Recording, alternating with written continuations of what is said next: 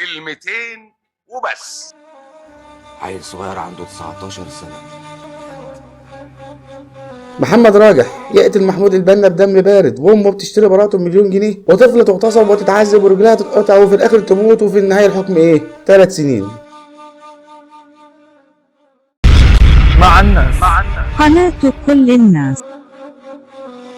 السلام عليكم ورحمه الله وبركاته. اهلا بكم اعزائي المشاهدين. فيديو النهارده يا جماعه مختلف شويه عن طبيعه الفيديوهات اللي بنقدمها على القناه، بس يا ريت يا جماعه كلنا نعمل لايك للفيديو ده ونشيره لجميع اصحابنا، لان انا عايز الفيديو ده يوصل لاكبر عدد من الناس فعلا. طبعا كلنا سمعنا عن محمود البنا ابن المنوفيه، شاب صغير عنده 18 ولا 19 سنة، راح ضحية الشهامة والرجولة علشان واحد مش متربي كان بيتحرش ببنت في الشارع، ومحمود ما استحملش يشوف بنت بلده بتعمل فيها كده قدامه ويفضل يتفرج عليها، راح يدافع عنها. كان جزاؤه انه يتقتل بدم بارد من واحد ما يعرفش اي حاجة عن التربية، من محمد راجح اللي كان بيتحرش بالبنت. وكمان امه اللي ما عرفتش تربيه رايحة تعرض على ام محمود 1,000,000 جنيه تمن لدم ابنها علشان تتنازل، ومن البجاحة اللي هي فيها بتقول لها خد الفلوس، هو كده كده هيطلع. عارفين ليه؟ علشان ليه قرايب مهمين. ولما ام محمود رفضت ومعرفتش توصل معاها لحاجه، رايحه بكل رجاحه بتعرض الفلوس على البنت اللي كان بتحرش بيها ابنها. ولما البنت هي كمان رفضت، بعتت لها ناس بيهددوها، بس البنت طلعت بنت جدعه اصيله بنت بلد، ما غيرتش كلامها في النيابه. عارفين كل اللي بيحصل ده ليه يا جماعه؟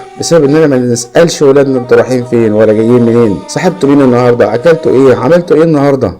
كم اب سأل ابنه رايح فين وجاي منين؟ اسأله يابا، قول له رايح فين وجاي منين. اسأليه يا حاجة، قولي له ياما اكلت ايه وشربت ايه وكنت نايم فين. قولي له ياما حتى لو شحط، قولي له.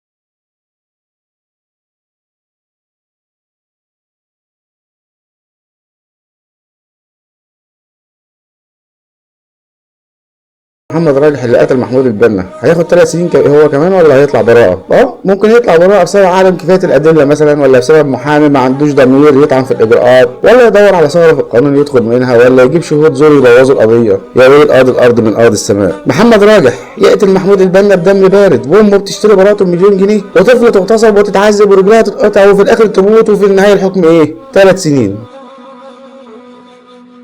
وآخر كلام يا جماعة عايز أقول، وجه كلامي للناس اللي فوق وبقول لهم الشباب بيضيع، لا الشباب بيموت. شويه ماتوا في ماتش كوره، وشويه ماتوا في حادثه قطر، وشويه ماتوا هم نازلين اجازه من الجيش. الغلابه يا حكومه، الغلابه يا حكومه، الغلابه يا ريس، الغلابه يا ريس، الغلابه يا ريس، الغلابه كتير يا ريس، الغلابه يا ريس. والسلام عليكم ورحمة الله وبركاته. مع الناس. قناة كل الناس.